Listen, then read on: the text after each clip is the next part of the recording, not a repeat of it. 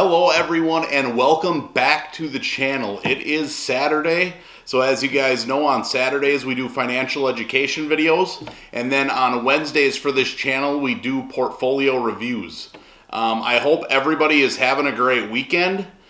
This week we're actually going to review an app called Grifin. It's a new investing app for beginners.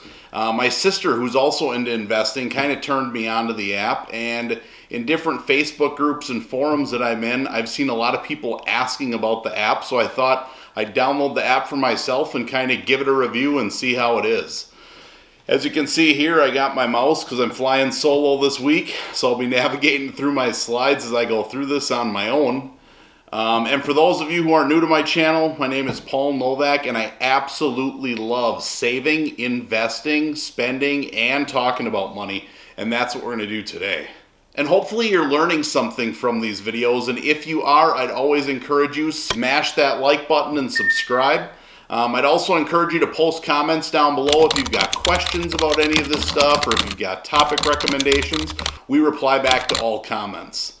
And if you're interested in saving or getting started investing, I'm not going to go through them all, but if you go down below to the description, I've got a lot of different links to get started investing or open high yield savings accounts, and with that there's free stocks and free money to be had. And how much stuff can you get nowadays for free? And please remember, I am not a financial professional, right? I say it in every single video. I'm not affiliated with anybody. Literally, the only products that I put on this channel are products that I use or I've reviewed myself and that I personally believe in. So with that being said, let's get into it. And this week we're going to talk about the Grifin app. Like I said earlier, I've heard about it in different groups. My sisters showed it to me, and it kind of intrigued me, so I decided I was going to download it. In this video, I'm going to walk through kind of some of the stuff that the website says, but I've also opened up an account for myself and actually used it to see how the process flows. And I'm going to share not just what it says on the website, but actually walk you through what an account looks like and how it works. Alright, and obviously those of you who have watched my videos know that I am crazy into personal finance. Who, you? Yeah, me. Alright, so enough with the goofy video effects. Let's get into it and start talking about Grifin. Griffin's catchphrase, which I've got right up here on the screen, is stock where you shop. And the basic premise behind this app is every time you make a purchase at a publicly traded company, you also invest $1 into their stock, right? So let's say, they've got on their website Starbucks, for example. So let's say you go in and you buy your cup of coffee, right, $4 or $5. It's going to charge you an extra $1, and that's actually going to get invested into Starbucks stock. So it's kind of an interesting take on investing for people that might not have done it before, just to help encourage people to get into the market and kind of do it automated where you don't even have to think about it. And my content on this channel is really geared towards beginners and helping people learn how to start investing. So I really thought, looking at this strategy, I thought it'd be an interesting concept to review. So with that being said, let's actually look into their website and what they've got on it. All right, so I'm actually going to pull this up right here on my phone so you can walk through. I'll put my phone screenshot right next to me. But if you look, kind of like I stated earlier, Grifin, it says stock where you shop right here. The new way to invest is you. And it says download for iOS. So one thing I'll tell you guys about right away, and you can see, join the Android waitlist. This app is currently only out for iOS devices. So if you don't have Apple product, you can't actually run this app. So as I scroll down and scroll through, just kind of like I stated, right? One purchase equals $1 invested. So how it works is they want you to connect a card, and I'll go into this in greater detail when I actually open up the app. But you make purchases, and then those purchases equal $1 of stock that it invests. Right? And like I said, automated investing, and here's the example, just like I showed you earlier with Starbucks, right? For here, the person goes out, they buy the Starbucks, and ultimately it buys $1 of Starbucks stock. And here, kind of what they're encouraging is it's built by your lifestyle. So the way I look at this is I think the belief that they're trying to say is if you care enough about a company's product to actually go out and buy it for yourself, then I think they're hoping it's going to be a good company that you believe in, and therefore you'd want to own a share of its stock. The other thing that's in here that it states is all purchases count, and that is true. I'll show you that when I actually get into my account. But even if you go to a local store, right, something that's not publicly traded, it's still going to deposit $1 into the account. So, if you go to Starbucks, it's going to buy $1 worth of Starbucks stock. If you go to that local store, it's just going to deposit $1 into the account and then ultimately let you buy shares of companies you already own. So no matter what, it's going to do the dollar transfer. It just might not buy stock if that company's not available. And then they've also got some frequently asked questions on here, right? And that's really the basics behind what they've got on the website. They really want you to join the app, and once you get into the app, it shows you more information. All right, so before I actually go in and show you my account, I did some additional research on this app and found out some information that, wasn't posted right on the cover of the website. And I kind of wanted to go through that before I went through my account. So one thing is, if you do deposit money into this account, and like I just shared, there's some purchases you're going to make that do not have publicly traded stock associated with it. When that money sits in the account, it does earn interest similar to a savings account. The one thing though for me that was disappointing was it was not very easy to find out what that interest rate was. Honestly, going through the website, going through frequently asked questions and different things of that nature, I couldn't find out what that interest rate was, which is disappointing, but I will say that there is interest. People were asking questions about dividends on the stocks. A lot of those stocks are large companies that you're buying into that do have dividends. I didn't see a drip factor, so that automatic dividend reinvest, I didn't see that being part of the app. It states in there that when dividends are paid, it will just go back to your cash position, and then you can reinvest those dividends as you see fit. Another thing I think with apps and things of this nature, some people are asking, is it safe? Is it secure? What happens if I lose the money or the app no longer exists? I can tell you that this app is insured by the SIPC. Sorry, I always get that mixed up. But ultimately, it's very similar to a bank account, right? The FDIC insures up to $250,000. This is a regular brokerage account that's insured up to $500,000, right? So if you're going to get $500,000 in there by buying one share of stock at a time, I think you're going to be all right for many years to come.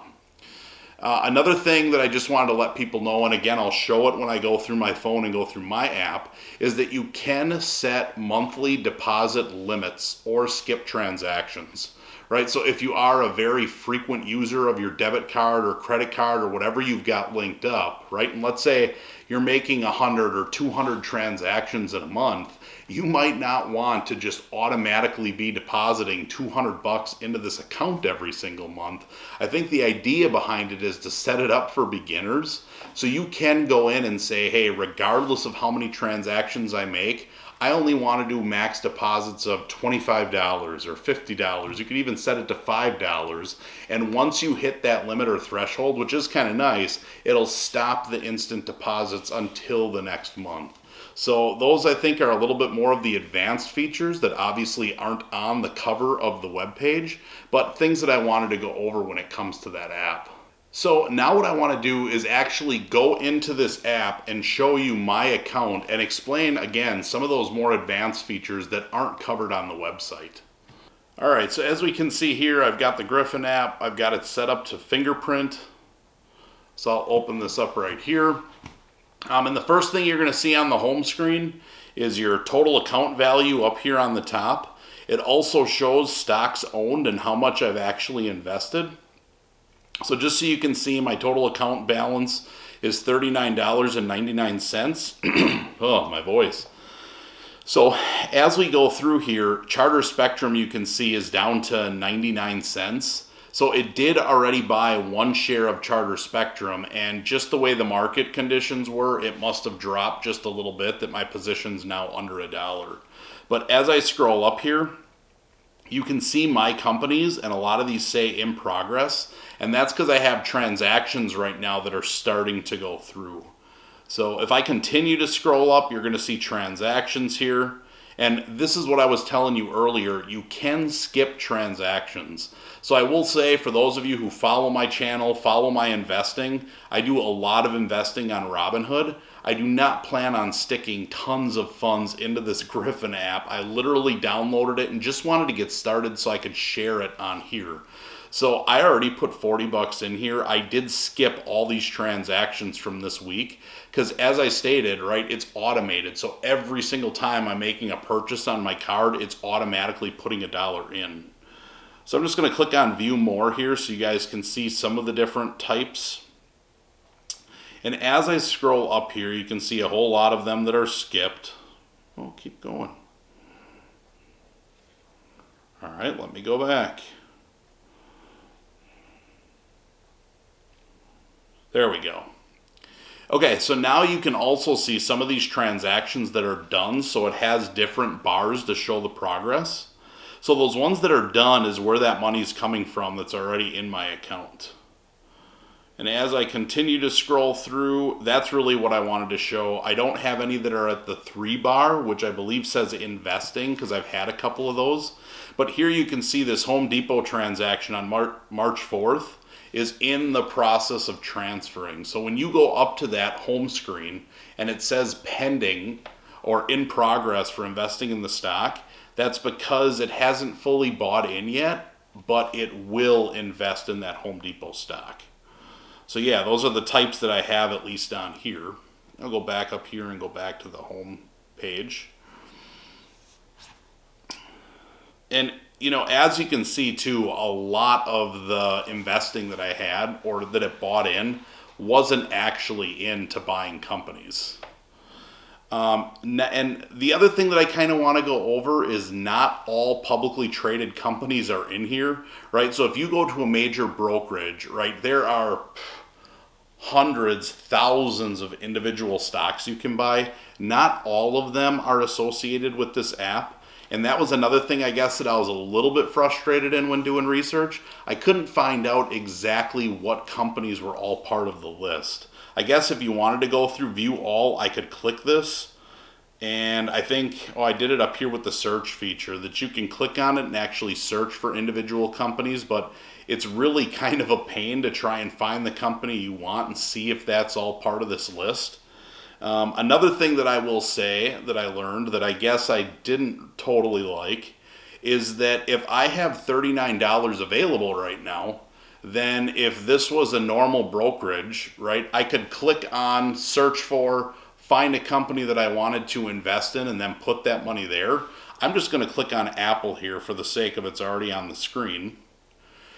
And Apple's in process, right? So I don't have this stock yet, but because I've made an Apple transaction, it's in the process of buying. If I wanted to click on buy here, I'm not allowed to buy Apple shares because I don't have anything currently held with Apple. I haven't made any purchases with Apple. So the other part I'd say that's a little bit frustrating is, let's say there is a company that you wanted to invest in that's on here and you have money available to you. You actually cannot buy shares of their stock unless you make a purchase through that company first to unlock a share, and then at that point you can put additional money in. So it's not like you can just go on here like a normal brokerage and buy your own companies and pick whatever you want with that excess cash. You actually have to have made a purchase with them first to unlock it, and then once it's unlocked, you can put more money in. So for example, if I clicked on Spectrum, you can see how this is not grayed out up here, the sell and the buy. I can actually click on buy and put in additional money into that stock, but only because I already own a share. So that was something that I found was a little bit different. Let's see here. So when I go up here, Another thing that I wanted to click on is this Banks tab and kind of explain how this works a little bit. So as you can see, I have 3 connected bank accounts. So how this app works is the first thing you do is connect cards, as you can see here on the bottom, right? So that connected cards is the credit card that's actually triggering when it's going to buy shares of stock. You could also do a debit card. From that point, then it needs a funding source. So you also have to link your checking account. So this is something that isn't really explained that I really wanted to make sure I go through on here. And that is, once I make a purchase with my Citi credit card, and for those of you who have watched my other videos, you know I love that Citi credit card. I'll post a link to a credit card video for how I use it to make money. But it doesn't actually charge each payment an extra $1. That money actually is going to come out of my checking account. So the trigger point is spending something on the credit card, but what actually funds the account is your checking account. And then the last thing up top is transfer cash. If you did want to transfer something to your bank account, that's how you would transfer the money out. So that's kind of how the money flows as it's going through here.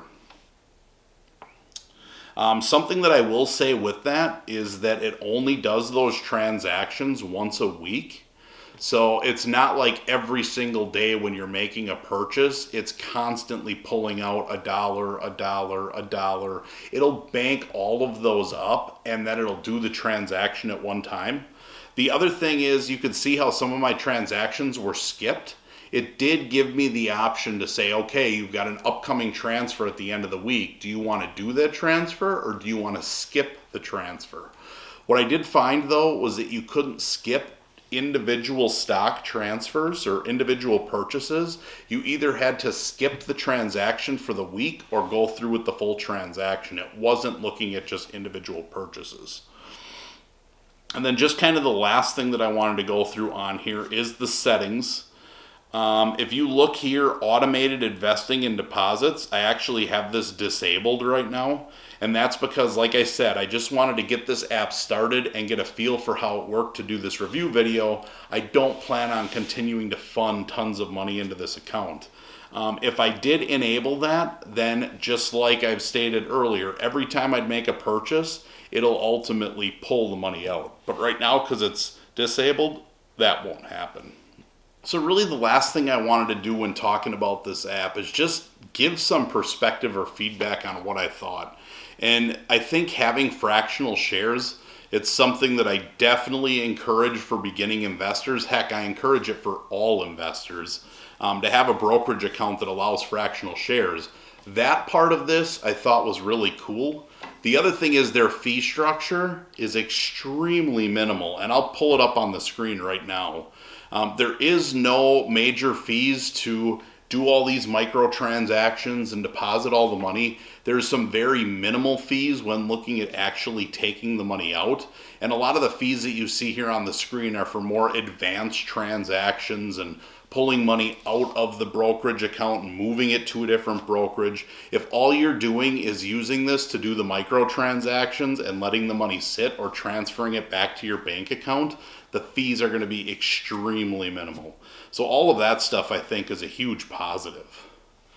As far as me using the app seriously long term, for me it's too restrictive, right? So I really want to have more control of my investments. I don't want to shop somewhere and buy that share of stock.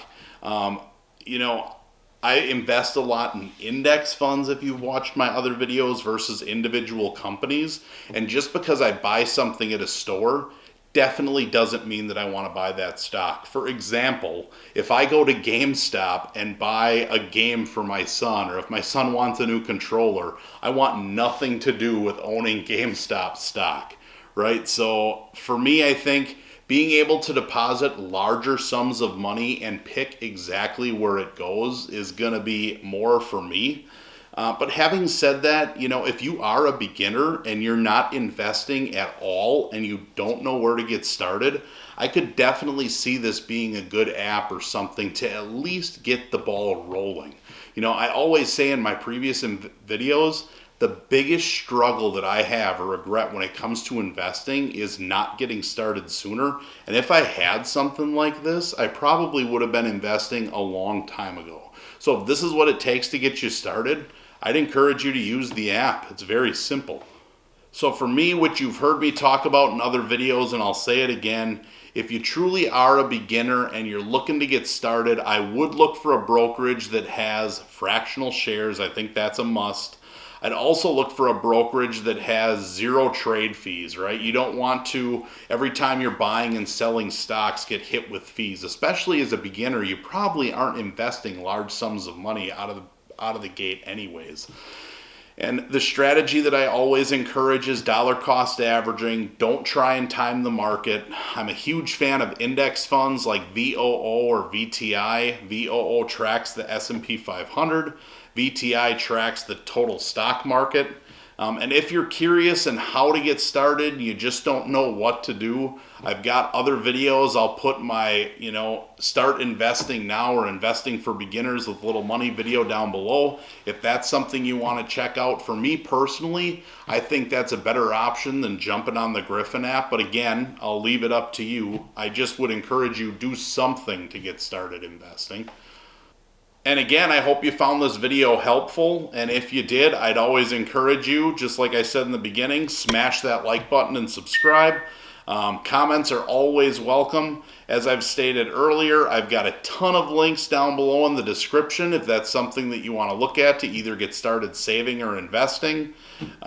We do these financial education videos on Saturdays and portfolio reviews on Wednesdays. And I hope to see you back here next week where we're going to talk more saving, investing, and spending money. Have a good weekend.